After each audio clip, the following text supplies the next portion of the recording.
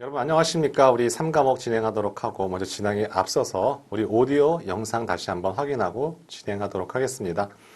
제 목소리 잘 들으시고 영상도 버퍼링이 없다 하면 우리 채팅창에 1번 올려주시면 확인하고 바로 진행하도록 하겠습니다.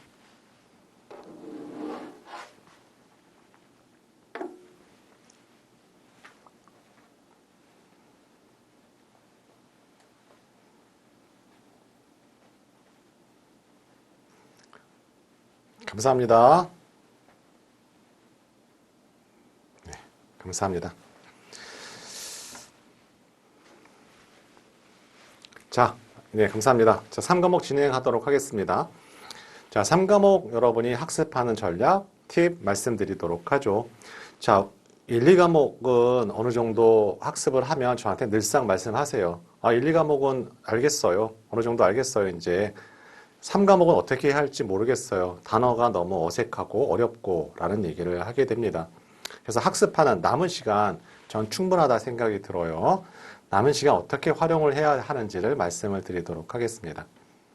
자, 먼저 아까 제가 처음 시작했을 때 우리 195개의 유튜브 무료 영상을 보시게 되면 우리 3과목 파트가 한 110번 정도 자리 잡고 있습니다. 자, 우리 시험 문제에선 특정 범위에서 딱 집중해서 출제되지 않아요. 6장, 7장, 8장 3개의 장에서 어떤 특정 가중치가 있습니다. 그래서 그 부분 중심으로 해서 어떤 것, 6장에는 뭐가 나와? 뭐가 출제가 돼? 7장 어떤 파트에서는 어떤 것들이 나와? 8장에서는 어떤 것들이 있어? 이렇게 목차별로 제가 하나씩 찍어서 설명드릴 겁니다. 물론 오늘 하는 강의로 100% 충분하다고 얘기는 하지 못하겠죠. 하지만 요약 포인트 강의와 해당되는 오늘 강의, 그 다음에 기출문제 풀 때는 너무 집중하지 않고 문제 경향만 파악해 보도록 합니다. 자, 그리고 나서 함축적으로 몰아서 내는 게 중요해요. 이 얘기는 어떤 의미냐 하면 1, 2과목은 하루 매번 반복하고 3과목은 뭐 6장을 뭐 오늘 하고 뭐 7장은 이틀에 걸려서 하고 8장은 하루 걸려서 하고 하지만 1, 2과목은 계속 돌려가면서 3과목을 이렇게 간격을 좁혀가는 겁니다. 그래서 한 이틀, 3일 정도의 1, 2과목과 3과목을 포인트별로 이렇게 확인해 주는 게 중요하고요. 여러분들 중에서 가끔 합격 못 하시는 분이 계시는데 어떤 게 하면 가장 위험하냐 하면 정독해서 3회독 반복하시는 분이 가장 위험합니다. 이 점 꼭 참고하셔서 제가 추천드리는 방법으로 학습 부탁드리도록 합니다. 3과목은요, 20문항 득점하시면 충분합니다. 왜냐하면 1, 2과목 충분하게 득점하시기 때문에 그러면 3과목 20문항이면 포인트별로 딱 찍어도 20개가 나옵니다. 자, 어떤 것들이 있는지 하나하나 확인해 보도록 하겠습니다. 중간에 궁금한 사항 채팅창에 올려주시면 제가 강의하면서 실시간 답변 드리면서 진행하도록 하겠습니다. 자, 메모도 하셔야 됩니다. 자, 6장 R 기초와 데이터 마트 편입니다. 6장에서는 2문항 내외가 출제됩니다. 하지만 6장에서는 출제 포인트가 딱 정해져 가는 것 같다는 생각이 듭니다. 어떤 것들이 있는지 보도록 할게요. 첫 번째, 상자 그림. 물론 1번의 데이터 형태가 있습니다. 벡터, 행렬, 데이터 프레임, 리스트, R코딩 관련된 문항 거의 4년째 출제가 안 되고 있습니다. 하지만 데이터 형태는 중요하죠. 왜 그러냐면 벡터와 행렬은 한 가지 타입밖에 표현할 수 없습니다. 논리값, 숫자, 문자 이렇게 한 가지밖에 못해요.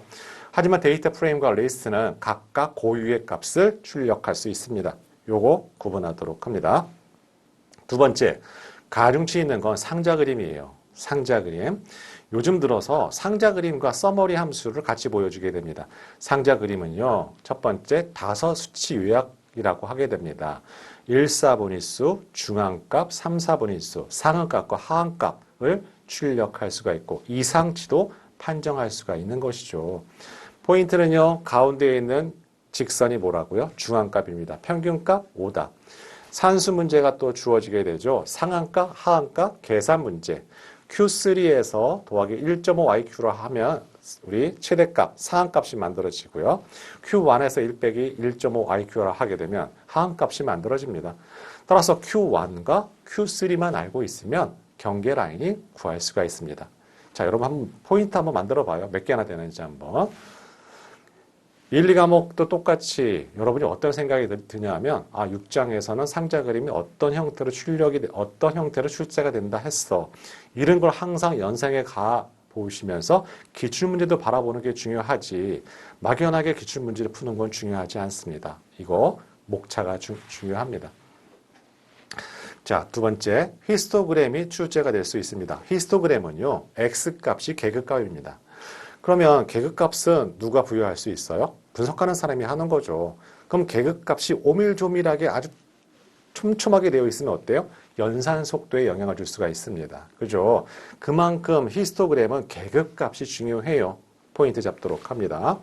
세 번째, 데이터의 비례칙 분포 너무 많이 출제가 됐죠. 데이터의 비례칙 분포를 확인하는 통계량이 뭐가 있어요? 외도가 있습니다. 외도가 0보다 크면 오른쪽 꼬리 분포를 갖고 있습니다. 오른쪽 꼬리 분포일 때 평균이 중앙값보다 크고 중앙값은 최빈값보다 큽니다. 왜 그럴까요? 평균은 이상값에 영향을 많이 받기 때문에 오른쪽 꼬리 분포, 오른쪽 꼬리 분포에 뭐가 있어요? 이상값들이 있습니다. 그래서 평균이 큰 겁니다. 포인트입니다. 자, 2번, 3번은 굉장히 가중치가 있습니다. 이번에 등장할 겁니다. 두 번째, 데이터마트가 나왔네요. 1과목에서 데이터마트가 나왔는데 이런 데이터마트를 만들 수 있는 우리 리쉐이프 패키지의 전처리 패키지, 리쉐이프과 플라이R만 알고 가죠. 리쉐이프 패키지는 멜트가 중요해요. 멜트는 데이터를 와이드 포맷을 롱 포맷으로 바꿔줍니다. 어떤 요약하거나 함수가 적용되는 거 아니에요. 데이터 구조만 바꿔준다고요. 자, 플라이R 패키지의 정의만 체크하도록 합니다. 딴 건 출제되지 않아요. 자, 이렇게 체크하죠. 중요한 방점은 3번에 있습니다. 요즘 들어 결집값 처리가 굉장히 가중치가 올라가고 있어요. 결집값은 뭐냐면 누락된 값이에요. 누락된 값이 있으면 데이터 분석할 수가 없습니다. 평균 분산 아무것도 구하지 못하고 합계도 구하지 못해요. 그러면 뭘 의미를 하느냐? 결집값은 삭제 아니면 다른 값으로 대체 또는 대치를 하지 않으면 분석할 수가 없다는 의미입니다. 그죠? 그런데 한 개의 값으로 대치하는 걸 단순 대치라 해요. 단순 대치. 우리 시험에서는 단순 대치가 출제 포인트인데 정리해 보도록 하죠. 완전 분석법은 뭐예요? 한 개라도 입력하지 않은 것, 응답하지 않은 누락값이 있으면 그 행값 전체를 삭제하는 겁니다. 온전한 것만 분석하는 거예요. 평균은요, 그 해당되는 열 값에 평균을 넣거나 중앙값은요, 중앙값을 넣거나 최빈값을 넣거나 해서 특정 행의 값을 대치하는 방법입니다. 평균 대치, 중앙값 대치, 최빈값 대치가 될 수가 있겠죠. 단순 확률은요, 랜덤하게 만약에 번호가 그 넘버링 번호가 체크해야 번호, 그러니까 우리가 그 답할 번호가 1, 2, 3, 4가 있다 가정합시다. 랜덤하게 그 중에 하나 딱 체크해서 빈 값을 넣어버리는 거예요. 이게 단순 확률 대치 방법입니다. 회귀는요. 회귀는 만약에 결집값이 하나 있으면 걔를 빼요. 그런 다음에 회귀 분석이 뭐예요? 입력값과 종속 변수의 대응 관계를 맺게 되는 함수잖아요. 그걸 이용해서 어떤 결과값을 대체하는 방법이 회귀 대치법입니다. 중요한 건요. 예상에서 나올 수 있는 경우에 쓰는 완전 분석법의 정의를 물어본다. 두 번째, 평균은 이상값에 취약하다. 그죠? 최빈값은 범주형 자료일 때 쓰는 대치값이다. 그죠? 단순 확률은 확률을 이용한다. 확률이라는 건 랜덤입니다. 랜덤하게 그 해당되는 빈값을 넣는 거예요. 랜덤이 단순 확률의 키워드입니다. 그래서 우리 시험 문제에서 단순 대치법에 대해서 정의 문제가 등장할 수 있습니다. 이번에 예상해 봅니다. 자, 이렇게 출제될 수가 있겠죠. 만약에 특정 결집값이 존재하는데 그 값이 범주형 자료이다. 만약에 가장 적합한 단순 대치법은 최빈값으로 정답을 찾으시면 됩니다. 이렇게도 예상해 볼 수가 있습니다. 6번, 서머리 함수 너무너무 가중치가 많죠. 서머리 함수를 돌리게 되면 여러분이 구분할 게 뭐가 있냐면 수치형 데이터인 경우에만 최소값, 최대값, 1, 4분위, 3, 4분위, 평균값, 중앙값 이렇게 기초통계량을 출력하게 됩니다. 범주형 자료는요. 집단별, 프리퀀시, 빈도수가 나오게 되죠. 서로 범주형과 수치형을 서머리 함수로 해석할 줄 아셔야만 합니다. 그러면 범주형 데이터는 빈도수가 나온다 했고 빈도수를 다 더하게 되면 관측지수가 되는 겁니다. 그죠? 이거 기억하셔야 돼요. 또 하나 출제 유형. 수치형 데이터는 뭐가 나온다 했죠? 중앙값과 평균값 나온다 했잖아요. 그럼 대소 크기 비교하면 뭘 추정할 수 있어요? 데이터의 비대칭도를 추정해 보는 겁니다. 이거 꼭 확인하셔야 됩니다. 아주 중요해요. 추가적으로 하나 더 말씀드리도록 할게요. 결집값이 만약에 있다 치잖아요. 그러면 서머리 함수를 돌리게 되면 맨 마지막에 NA하고 그 값, 빈도수가 나와요.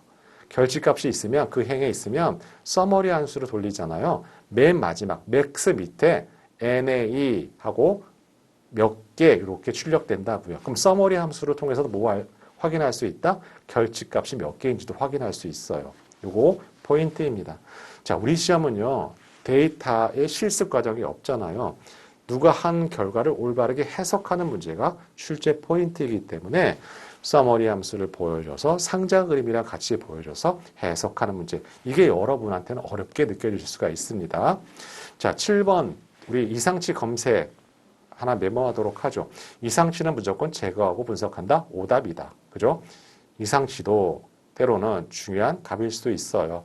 물론 입력 오류도 있을 수가 있겠죠. 하지만 모든 게 입력 오류는 아닐 겁니다. 그죠? 그 다음에 이상치를 검색하는 거 상자 그림도 있지만 ESD 알고리즘도 있어요. 상자 그림과 ESD 알고리즘은 한 개 변수로 이상치를 검색하는 거예요. 그래서 단별량 이상치 검색이라고 하게 됩니다.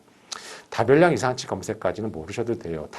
단별량 이상치 검색까지만 확인해 보시고 우리 3과목에 군집 분석할 때 바할라노비스 거리가 있어요. 이게 바로 다별량 이상치 검색 방법입니다. 그래서 ESD는 다이렉트로 물어볼 수 있어요. 평균으로부터 표준 편차 3배로 좌우에 벗어나는 걸 이상값으로 판단하는 걸 ESD 알고리즘이라고 하게 됩니다.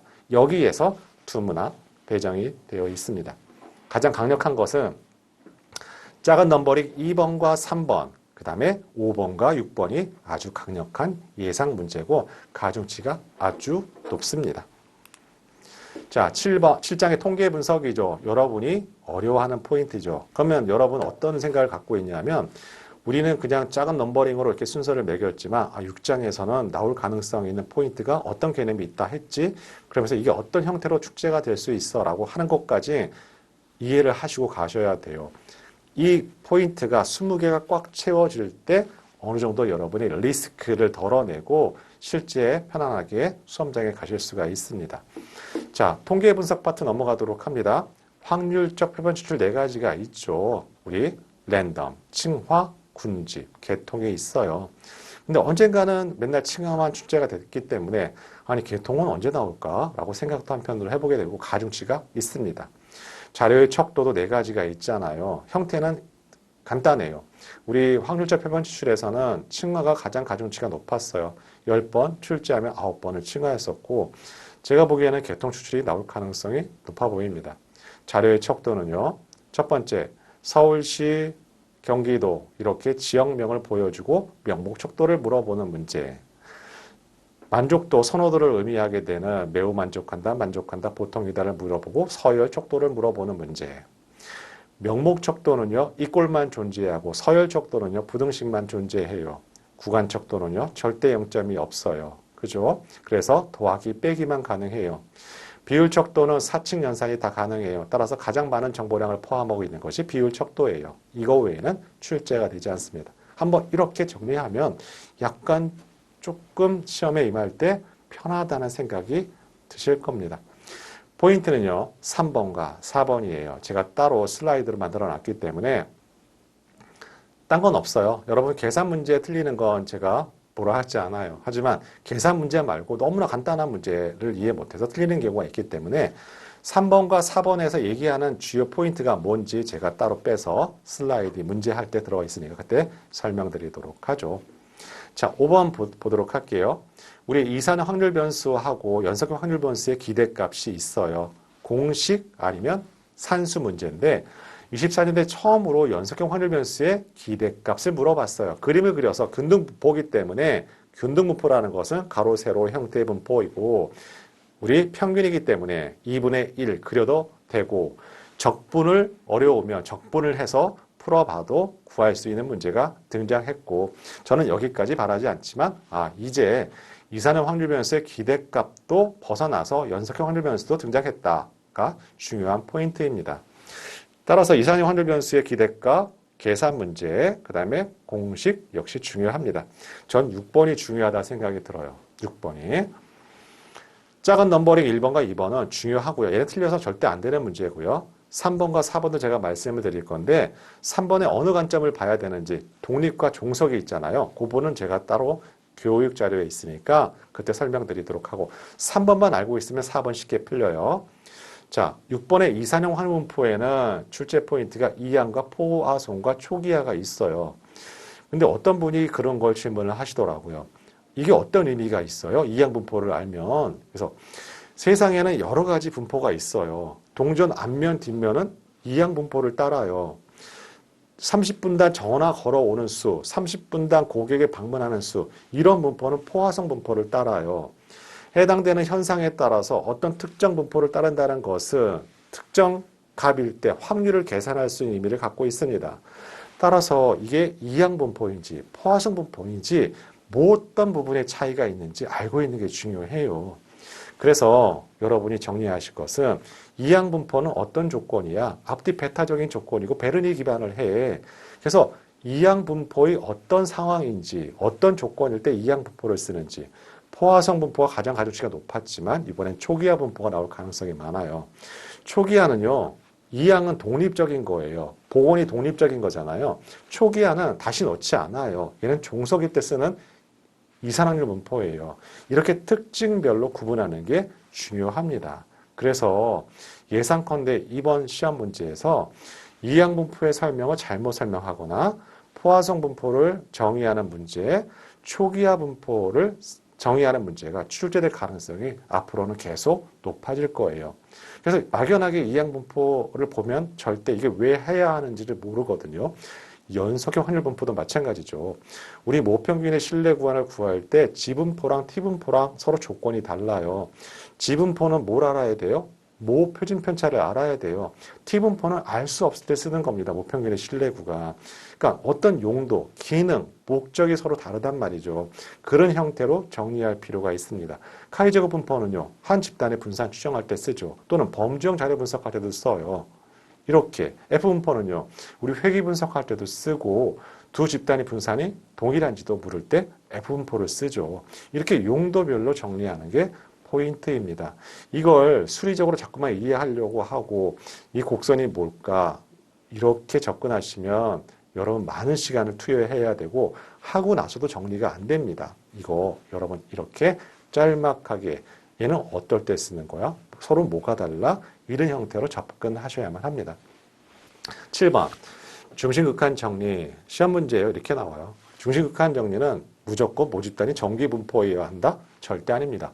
모집단이 정기분포일 필요가 없어요. 왜? 표본 크기만 충분히 크다면 정기분포에 근사하는 개념이니까요. 그죠? 착각하지 않도록 합니다.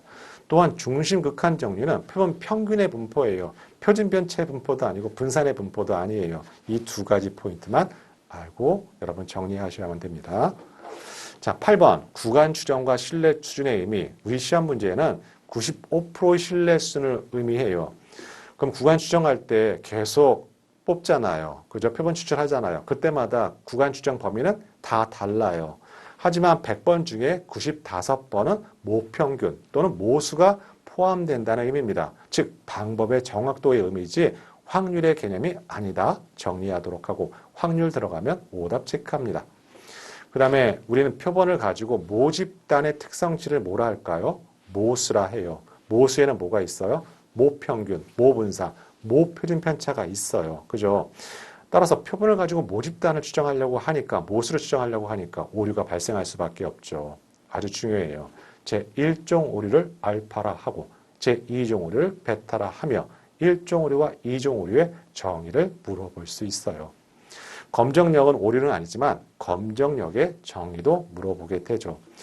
여러분 교육자료에서 이렇게 파생돼서 메모해 두도록 해요. 거기 외에는 절대 출제되지 않습니다.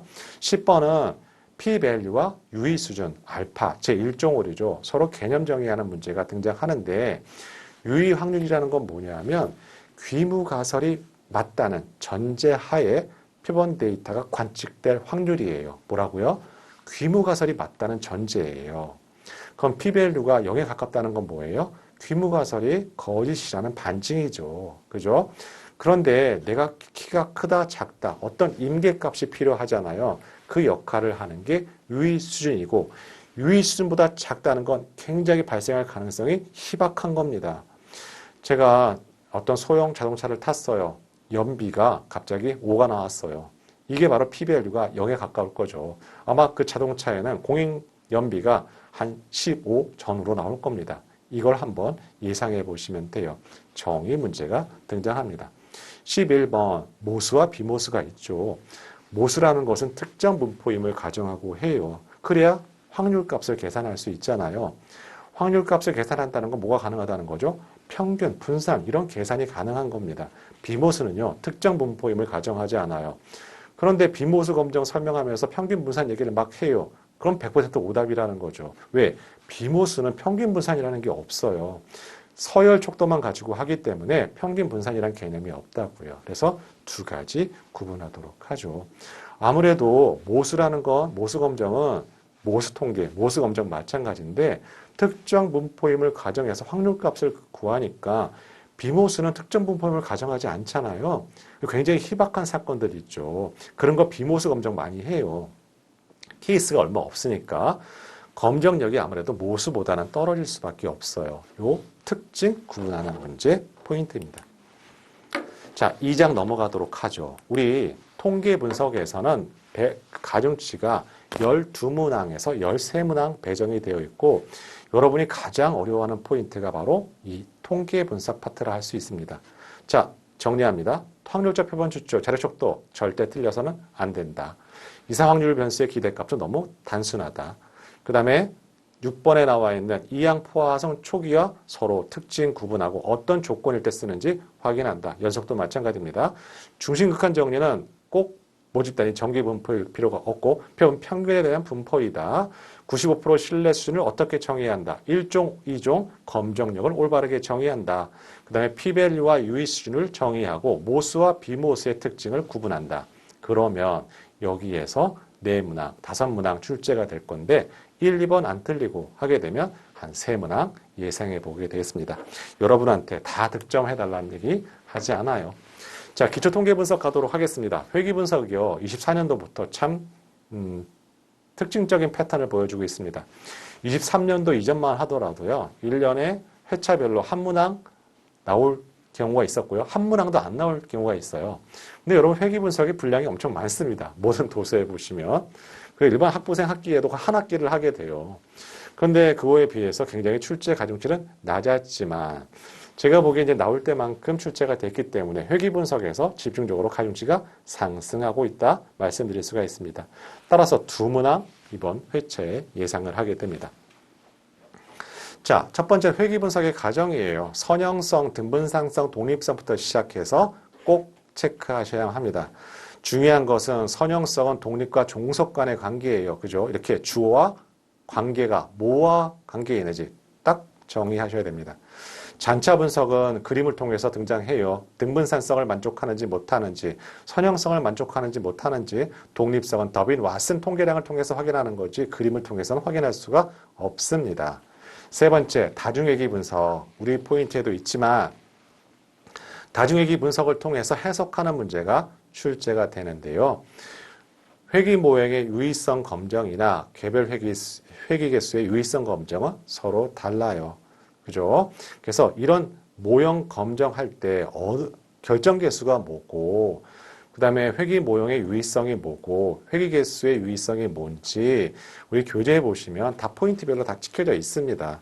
우리는 말 그대로 남이 한 데이터 분석 결과를 올바르게 해석하는 문제가 출제가 돼요. 딱 정해져 있기 때문에 거기서 크게 벗어나지 않습니다. 그래서 물론 이런 기준도 상당히 많고요. 저는 4번 최적 회귀 방정식이 이번에 출제가 될 것 같습니다. 특히 전진선택법과 후진제거법을 틀리게 설명하는 문항. 세 번째 또 단계별 방법이 있죠.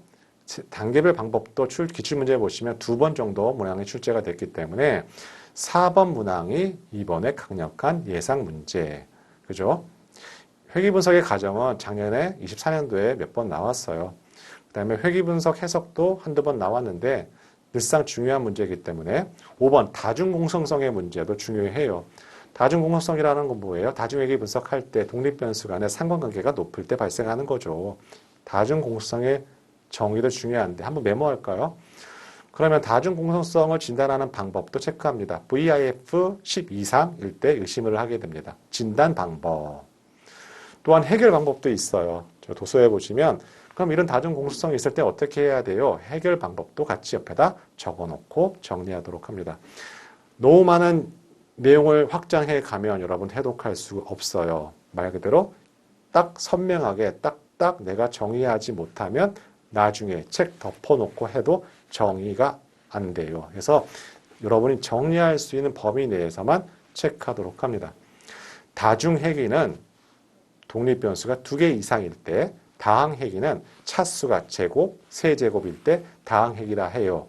다중회귀는 선형 관계를 파악해보는 회귀 분석이고 선형회귀는 직선의 관계다 해석해 주면 됩니다. 다항회귀는요, 비선형 관계를 파악해보는 거죠. 그래서 선형회귀 분석할 때 산점도를 그렸는데 곡선이 나왔어요. 그럼 다항회귀를 하는 거예요. 그죠? 체크합니다. 7번. 회귀 분석의 분산 분석표를 보고서 우리는 뭘 할 수 있냐면 적합성을 파악해 볼 수 있어요. 내가 만든 회귀 분석이 얼마만큼 적합성을 있는지, 즉 결정 개수를 구할 수가 있어요. 또한 F 통계량을 구할 수 있거든요. 그런데 우리 다른 시험이라 한다면 우리 사회조사 분석사 시험 보거나 또는 그 빅분기 시험에도 가끔 출제가 되는데 분산 분석표를 시험 문제에 딱 그대로 옮겨놔요. 중간에 빈칸 만들어요. 그 빈칸을 넣는 문제가 출제가 돼요. 그만큼 회귀 분석 또는 분산 분석에서 이 분산 분석 아노바 테이블 표가 주는 정보량이 상당하게 주게 돼요. 그래서 여러분이 교재도 있어요. 분산 분석표 만들어 놓고 들어가는 숫자가 갖고 있는 의미가 무엇인지 여러분 꼭 확인 부탁드리고 이제 출제될 것이 그런 것밖에 없어요. 이제 자, 이거 꼭 강조 말씀드립니다. 그래서 회귀 분석한다면 가중치가 많다면 여기서 가정 조건, 그 다음에 최적 회귀 방정식에서 전진 선택, 후진 제거, 단계별 방법 정의하기, 그 다음에 다중 공성성을 우리 진단하는 방법, 해결 방안, 다중과 다항회귀 구분하는 방법, 요게 포인트예요. 분산 분석표가 나오면 아마 많은 분이 떨어지겠죠. 준비하지 않으면요. 그죠? 요거 강조 말씀드리도록 할게요. 자, 이제부터는 딱딱 떨어져요. 우리 시험 문제는 어디서 관점이었냐면 기초통계 분석이랑 통계학 개론 파트가 여러분 어렵게 하는 포인트이죠. 그죠? 그래도 나는 너무 어려워요 해도 다별량 분석 파트에서만 집중하시면 우리 시험에서는 절대 60점 이하로는 내려가지 않아요. 자, 다별량 분석 뭐가 있냐? 첫 번째, 여기는 딱 떨어져 있어요. 상관계수는 피어슨과 스피어만으로 구분하죠. 그죠? 그 다음에 상관계수만 가지고 유의성 판단을 할 수 있어요? 두 확률 변수가 못해요. 별도의 가설검정 파트를 해야 되는데 우리 이거 확장판에 요약 포인트에 있어요. 꼭 제가 말씀드립니다. 충분히 가능해요. 일주일이면 돼요. 일주일이면. 자, 상관계수만 가지고 두 확률 변수가 유의하다고 평가 못하고 별도로 가설검정을 해야 돼요. 메모 하나 할까요? 그때 기무가설, 상관계수는 0이다. 대립가설, 상관계수는 0이 아니다가 가설검정, 파트 기무가 대립가설이에요. 그 다음에 두 번째 포인트는 뭐냐면 여기가 그 내용이 없지만 상관계수가 0이면 우리 선형관계가 없는 거예요. 상관계수가 0이면 선형관계가 없는 거죠. 아무런 관계가 없다 하면 오답이에요. 선형관계만 없을 뿐이에요. 그죠? 그 다음에 우리 피어스는 선형관계를 파악해 보는 거고 스피어만은 비선형관계를 파악해 보는 거예요. 피어스는 구간척도 이상이어야만 하고 스피어만은 서열척도를 이용해요. 이거를 반대로 설명하면 오답 체크하도록 합니다. 그죠? 또 하나 우리 공분산과 상관계수 관련해서 또 한 포인트를 자리 잡고 있죠. 두 확률 변수가 독립이면 공분산은 0이에요. 그죠? 두 확률 변수가 독립이면 공분산은 0이라고요. 하지만 반대는 성립하지 않아요. 반대는 공분산이 0이라 해서 두 확률 변수가 독립이진 않아요. 체크하고 또 하나 공분산은 단위에 민감해요. 범위가 마이너스 무한대에서 플러스 무한대까지 나올 수 있어요. 그래서 그거를 각각 표준편차로 나눠준 표준화 방법이 피어슨의 상관계수죠. 피어슨은 그래서 마이너스 1과 1 사이의 범위를 가져요. 요거 외에는 출제가 되지 않습니다. 그래서 다별량 분석 파트에서는, 그러니까 앞에서는 설명할 게 많지만 다별량 분석 파트에서는 얘는 얘예요. 요 포인트는 요겁니다. 이렇게 한 문장의 원정답 이렇게 정리할 수 있는 파트이기 때문에 여러분이 어느 포인트를 가게 되냐면 통계학 개론도 어렵고 기초 통계 분석도 어려웠어요. 그러니까 이 3과목 다별량 분석 파트를 놔버려요. 그러니까 이제 힘들어지게 되는 거죠. 자, 이거 여기 절대 그러시면 안 되는 말씀 드리고요. 다차원 척도 보면 가중치가 낮아요. 얘는 1년에 한 번 또는 2년에 한 번 정도 나올 건데 얘의 키워드는 뭐냐면 차원 축소 방법이에요. 차원 축소라는 건 뭐예요? 브랜드가 6개가 있어요. 걔를 화면에 X, Y, 2차원 좌표로 하게 되면 그거를 뭐라 해요? 차원 축소라 해요. 그 포인트 하나. 다차원 척도의 정의 포인트. 그 다음에 다차원 척도를 평가하는 평가 지표가 있죠. 스트레스 값이라고 해요.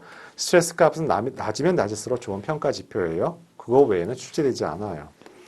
4번 주성분 분석이 우리 시험의 출제 포인트예요. 여러분이 어려워하고요. 왜냐하면 얘는 선형 대수 또는 통계학 기반으로 한 파트이기 때문에 굉장히 추상적 여러분한테 어렵게 다가오게 되죠. 이번에 예상컨대 한번 메모할까요? 주성분 개수를 선택하는 3가지 고려사항 있습니다. 그죠? 누적 분산 비율 70에서 90%, 고유값 1 이상, 스크립플러에서 엘보 포인트, 이게 3가지 포인트에 얘를 종합해서 나는 주성분의 수를 몇 개로 할지 결정을 하게 됩니다. 첫 번째 포인트. 자, 두 번째, 주성분이라는 건 뭐예요? 데이터의 변동성을 가장 큰 축으로 하는 게 1주성분이에요.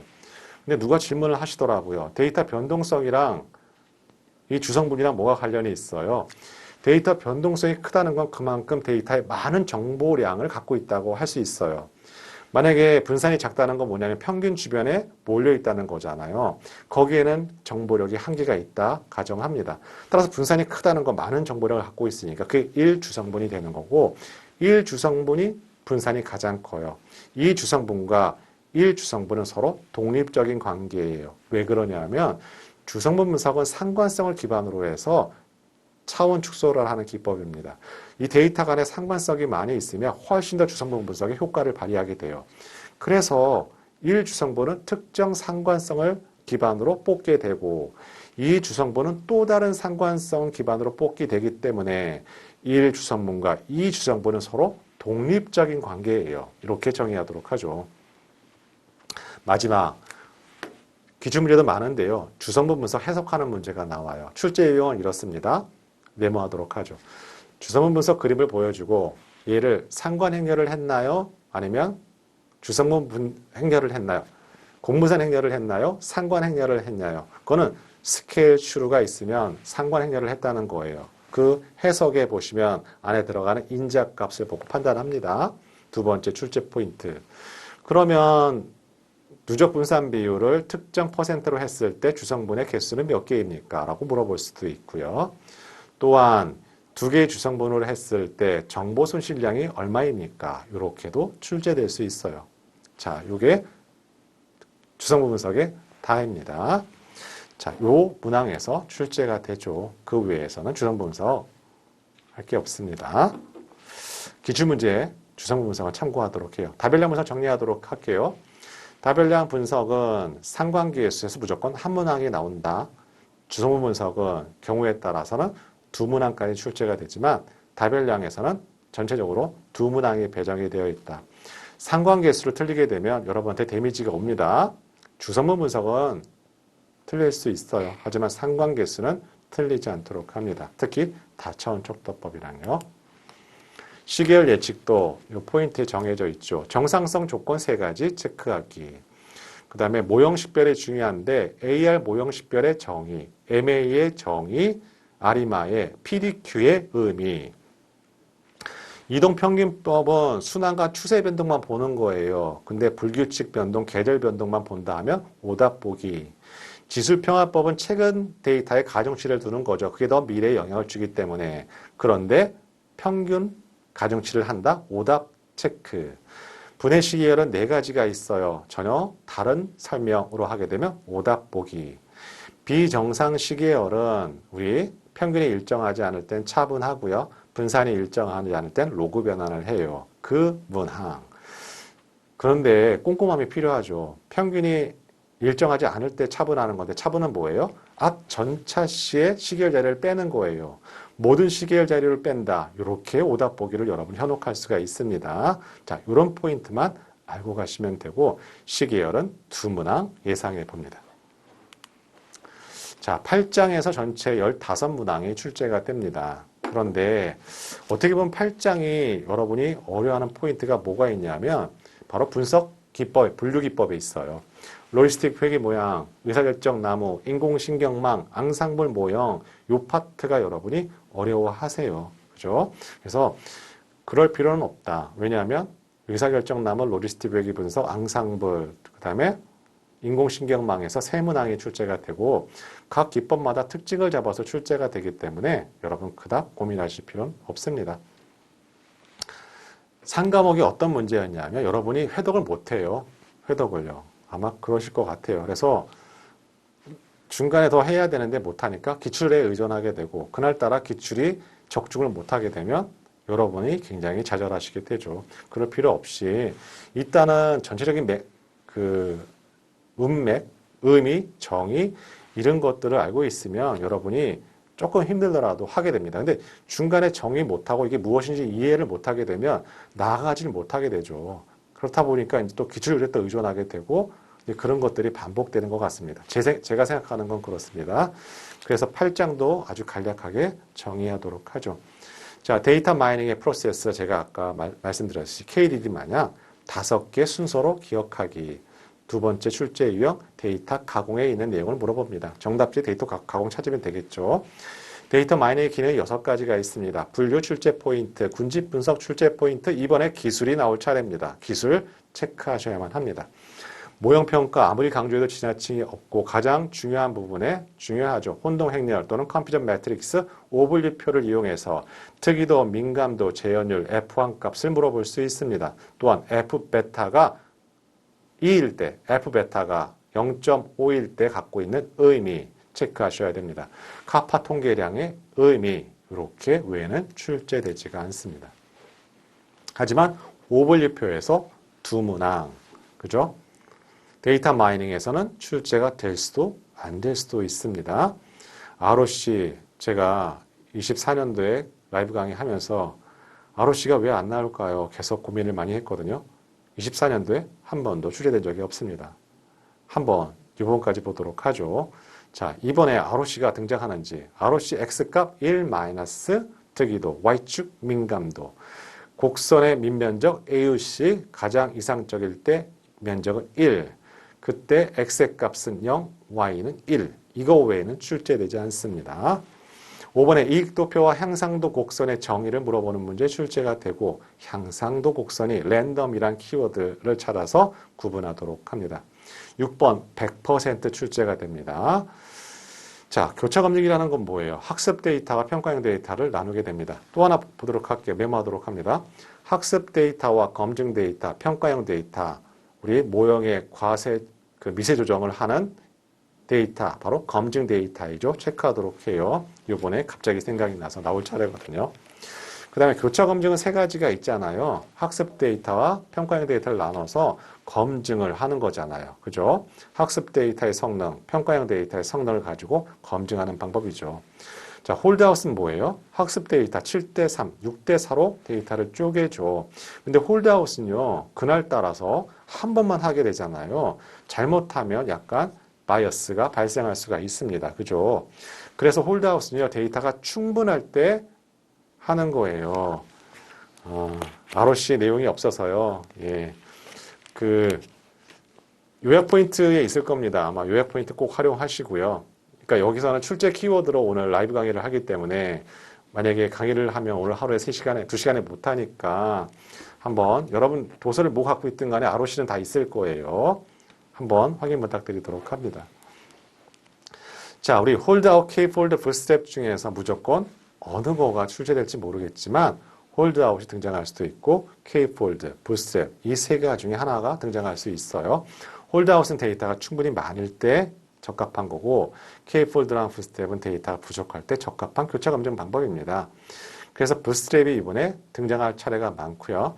부스트랩은 복원 랜덤 추출이에요. 한 번이라도 뽑힐 확률이 63.2%고요. 한 번이라도 뽑히지 않을 확률이 36.2%인데 또 하나가 있죠. 36.2%를 수식으로 표현하게 되면 n이 표본의 크기, n이 반복 획수면 1-n분의 1의 n승으로 표현할 수가 있어요. 자, 여러분 체크합니다.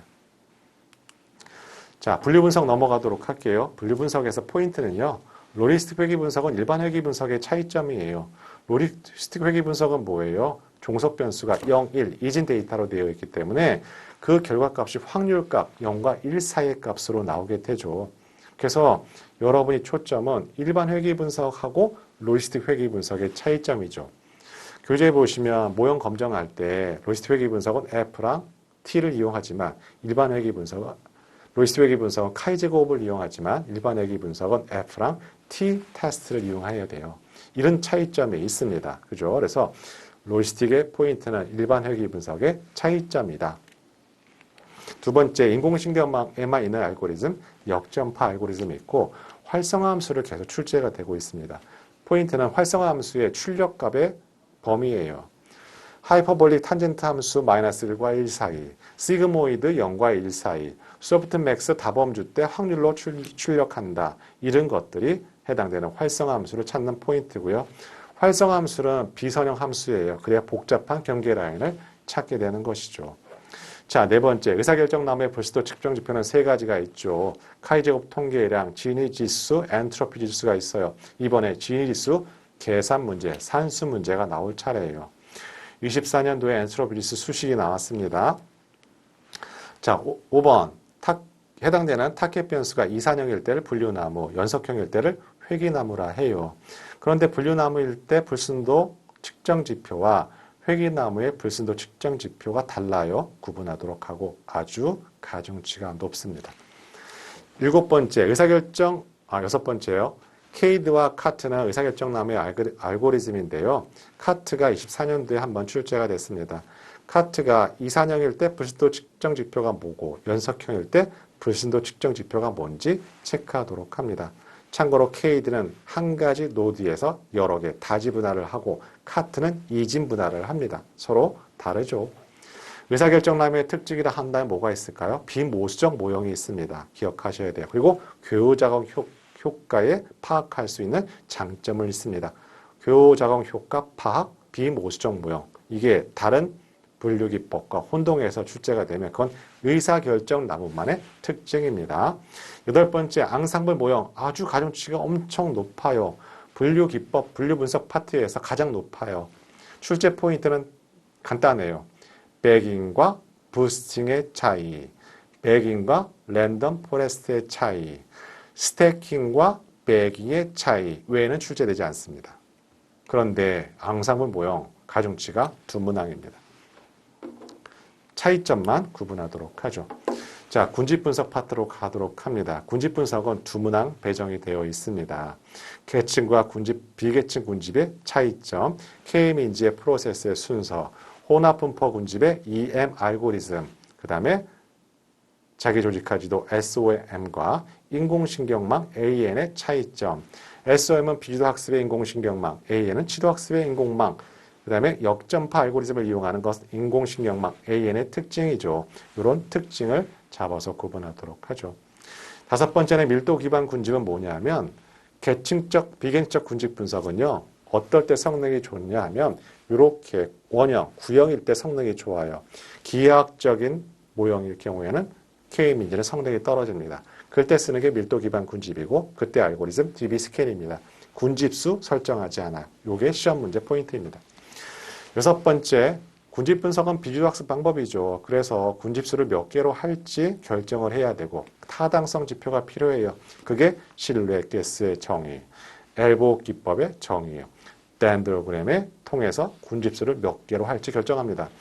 덴드로그램 가지고 어떻게 군집수를 결정해요? 사다리 모양 같이 생겼거든요. 덴드로그램이 가장 분기가 많이 되는 지점에서 옆으로 이렇게 직선을 그어서 직선에 걸리는 가지의 수가 군집수로 결정합니다. 이게 바로 하나의 군집수를 결정하는 방법입니다. 연관 분석은 우리 시험 문제에서 한 문항 또는 두 문항 배정이 되어 있습니다. 첫 번째, 연관 분석 계산 문제, 지도, 신뢰도, 향상도 출제될 수가 있습니다. 향상도가 출제 포인트죠. 향상도가 1일 때, 향상도가 1보다 클 때, 작을 때 정의합니다. 연관 규칙의 장단점 물어볼 수 있어요. 24년도 마지막 시험에 등장했습니다. 3번, 이번에 등장할 가능성이 있는 게 A 프라이어리 알고리즘입니다. 얘는요, 첫 번째 순서가 최저 지지도를 설정하는 거예요. 얘가 설정되지 않으면 연관 규칙이 너무 많이 만들어지게 됩니다. 4번, 순차 패턴 분석. 얘는 시간의 개념이 들어가 있어요. A를 구매하고 한참 뒤에 B를 구매한다. 이건 뭐예요? 선후 관계를 의미하게 되고 인과 분석할 때 아주 필요한 요인 중에 하나가 순차 패턴 분석이죠. 자, 요렇게 3과목 여러분 어렵지만 목차별로 어떤 출제 유형을 이렇게 카테고리로 구분하게 되고 거기에 여러분이 필요한 내용을 집어넣어서 1과목과 3과목이 하루, 이틀에 왔다 갔다 할 수 있어야만 합니다. 그래서 내가 알고 있는 지식이 기출문제를 풀어보면서 알고 있는 내용인가 확인하는 과정을 하게 되고 모르게 되는 포인트가 있으면 다시 우리 교육자료에 포인트만 옮겨 적도록 합니다. 그래야지 1, 3 턴해 가면서 여러분 지식으로 만들어낼 수 있지 천천히 1과목하고 이틀 있다 1과목하고 또 하고 하게 되면 앞 문항이 전혀 생각이 나지 않습니다. 자, 기출문제 마저 확인하고 오늘 강의 마감하도록 하죠. 자, 서머리 함수와 상자 그림을 통한 겁니다. 우리 해당되는 에듀케이션은 어떤 자료? 범주형 자료. 해당되는 빈도수를 다 더하게 되면 관측치 수. 요거 정리합니다. 자, 결칙 처리 완전 분석은 뭐라 했다고요? 하나도 없으면 삭제하는 거죠. 평균 대치가 아니에요. 잘못 설명한 거. 3번 문제 보면서 제가 한참 웃었어요. 헤드는 뭐예요? 처음서부터 6행을 출력하는 거예요. 틀이 111 다 더한다 해서 관측치 수 아니에요. 참 이런 것도 생각하는구나 라고 생각합니다. 뭐예요? 서머리 함수에서 37, 17, 57, 27, 47, 17을 5개 다 더하면 그게 관측치 수입니다. 자, 우리 서머리 함수 돌려서 맥스 밑에 결측치는 NA라고 표현돼요. 결측치 없어요. 상자 그림에선 결측치가 있는지 몰라요. 그림 그려져요. 상자 그림은 결측치가 있더라도 오류가 안 생깁니다. 그냥 그려줍니다. 걔를 제외하고 그려주게 되니까요. 이 문항이에요. 자, 보세요. A, B 두 사건이 독립이면요. 각각의 확률의 곱으로 표현하는데 확률의 합으로 계산한다고 했어요. 이런 문제 틀리면 안 된다는 거죠. 그래서 제가 여기 슬라이드 했어요. 자, 봐요. 이번에 출제가 될 것 같은 내용이 많습니다. 자, 두 사건이 독립인지 종속인지를 어떻게 판단한다? 교집합 확률, 다른 말로 결합 확률이라 해요. 결합 확률이요. 독립 사건은 무조건 저런 형태로 수식이 성립합니다. 저 수식이 성립할 때 독립이라 해요. 누가? A와 B가요. 또한 밑에는 조건부 확률을 표현했거든요. B 조건부 A 확률은 B가 발생했든 간에 상관없이 A의 확률이라는 개념이에요. 꼭 기억하셔야만 합니다. 독립이 중요하니까요. 이번에 종속은요. 저런 수식이 꼭 성립해야지 종속인 건 아니지만 만약에 A 교집합 B는 저런 형태로 쓸 수가 있어요. A 확률에 곱하기 A 조건부 B의 확률을 곱해주게 되면 우리 A 교집합 B의 확률로서 같은 식이 만들어지게 되고 만약에 밑에 거는요. 서로 이 식이 성립하지 않거나 A, B의 확률의 곱이 교집합의 확률과 같지 않을 때를 우리는 서로 독립이 아니라고 하게 됩니다. 따라서 여러분 독립사건 저 수식을 꼭 기억하셔야 됩니다. 저 수식이 성립되지 않으면 독립이 아니에요. 시험 문제 나옵니다. 이번에. 그런데 제가 종속사건 할 때 밑에 저 기호를 쓴 건 뭐냐면 바로 베이지안 정리 때문에 그럽니다. 자, 우리 베이지안 정리라는 거 제가 정의를 내렸고 B 조건부 A 확률은 저렇게 쓸 수 있다는 걸 수식으로 기억하셔야 되고 분자는 A 교집합 B의 확률을 저렇게 표현한 것 뿐입니다. 그죠? 베이지안 정리가 출제 가능성이 높은 건 아니에요. 우리 24년도에 계산 문제가 한번 나왔고요. 제가 예상컨대 조수식이 나올 가능성이 상당히 많습니다. 기억 부탁드리도록 할게요. 자, 물론 베이지안 정리를 틀렸다 해서 여러분이 잘못했다는 건 아니에요. 혹시나 해서 이걸 알고 있으면 베이지안 정리는 쉽게 정리할 수 있거든요. 계산 문제도 저 수식을 쓰면 다 풀려요. 자, 우리 해당되는 점추정과 구간추정 보도록 할게요. 자, 신뢰 구간은 항상 모수를 포함한다. 그럼 신뢰 수준이 왜 있어요? 95%, 99%. 항상 다르죠. 그죠? 자, 이런 회귀 분석 해석하는 분야가 출제가 돼요. 자, 우리 24년도에는 단순 선형 회귀 분석만 나왔거든요. 그래서 이런 걸 해석하는 문제에 해당되는 교육자료 다시 확인 부탁드리도록 합니다. 회귀 분석의 가정 조건이에요. 얘는 항상 가중치가 있었어요. 가중치가. 제가 예상하는 거 바로 이 문제입니다. 후진 제거법이라는 것은 모든 독립 변수를 포함해서 유의하지 않은 것부터 하나씩 덜어내는 방법이거든요. 후진 제거, 전진 선택, 단계별 방법, 정의 문제, 이번에 강력한 예상 문제. 다중 공성성 문제 제거하려면 독립 변수를 추가해요. 모형의 복잡도만 더 올라가요. 변수를 제거해도 모자를 파네요. 잘못된 표현. 자, 주성분 개수 선택하는 방법은 1, 2, 3번인데 특정 주성분의 선택 방법이 더 유리하다, 더 효과적이다는 거짓말이고 세 개를 통합해서 주성분의 개수를 몇 개인지 선택해요. 이거 어디랑 비슷해요? 군집 분석이랑 비슷하죠. 그럼 주성분과 군집 분석은 뭐가 공통 키워드가 있어요? 비지도 학습 방법. 그래서 비지도는 몇 개로 차원 축소할지, 몇 개로 군집 분석할지 항상 타당성 지표가 필요해요. 12번 우리 아리마 PDQ가 뭐예요? P는 AR의 P, D는 차분 횟수, Q는 MA의 Q 모형이에요.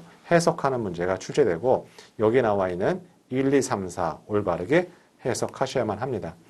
정상성 세 가지 조건 중에 맨 마지막에 뭐가 있을까요? 우리는 시점에 의존하지 않고 시차에 의존한다 했어요. 그죠? 맞는 표현. 그 다음에 14번에 보시면 시계열 분석에 대해서 옳지 않은 것을 물어봤거든요. AR은요, PACF가 뭐냐면 부분 자기 상관함수예요. 부분 자기 상관함수란 뭐냐면 시차가 두 개가 떨어져 있어요. 가운데 시차를 제거하고 순수한 양 시점의 차이의 상관계수를 의미해요. 얘를 가지고 모형을 식별을 하는데 AR은요, 부분 사기 상관함수가 0에 절단되어 있는 형태인데 급격히 감소하지 않다는 게 잘못된 오답 체크. 15번 이런 문제 절대 틀리면 안 돼요. 16번 가정치를 줬다는 게 저도 헉 했거든요. 엔트로피 지수가 수식으로 나왔어요. PI는 특정 클래스의 확률이에요. 동전 앞면 뒷면 이게 확률이 0.5일 때 엔트로피 지수가 가장 높아요. 그때 1입니다. 자, 17번 문제. 앙상블은 무조건 출제가 됩니다. 그걸 배깅을 묻든 아니면 부스팅을 묻든 또는 랜덤 포레스트를 묻든 스태킹을 묻든 간에 차이점을 물어봐요. 그래서 배깅과 부스팅 차이점이 뭐야? 배깅과 랜덤 포레스트, 그럼 스태킹하고 배깅은 뭐가 달라? 이렇게 한 줄로서만 체크해 주시면 돼요. 자, 계층적 군집 분석에 대한 올바른 표현입니다. 계층적과 비계층의 차이점은 뭐냐면요. 계층은 부분 집합의 관계예요. 서로 간에 중복되지 않은 부분 집합의 관계. 하지만 비계층은 어때요? 계속 군집이 변동이 되잖아요. 이런 차이점을 물어보는 문제. 군집 분석은 비지도 학습인데 어떤 기준점이 어디 있어요? 기준점이 없죠. 잘못된 오답 보기. A 프라이어리는 최소 지지도를 설정해 주지 않으면 너무 많은 규칙이 만들어져요. 연관 분석의 단점이에요. 쉽게 발견할 수 없어요.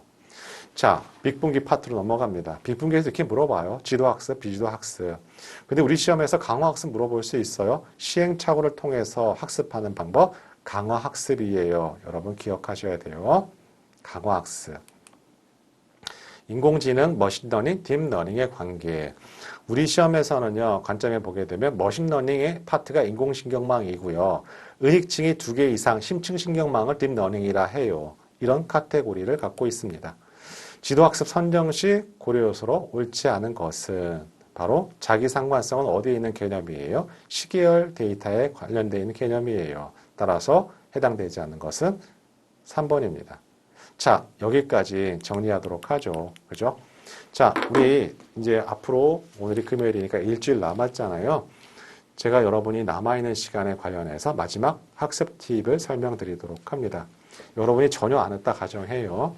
자, 먼저 첫 번째, 주말에 우리 토요일 날 1, 2과목을 요약 포인트를 반복 돌리도록 합니다. 언제까지요? 주말 내내 돌려요. 토요일, 일요일. 그런 다음에 암기를 하도록 합니다. 1, 2과목은 한 과목이에요. 그래서 이틀이 필요할 겁니다. 그러면 다음 주부터 어떻게 하느냐? 1, 2과목을 회독을 돌리면서 3과목의 6장을 끝내요. 그 다음에 7장, 8장 이렇게 진행을 하도록 합니다. 결정적 여러분 합격에 영향을 주는 거는요. 시험 보기 바로 하루 이틀입니다.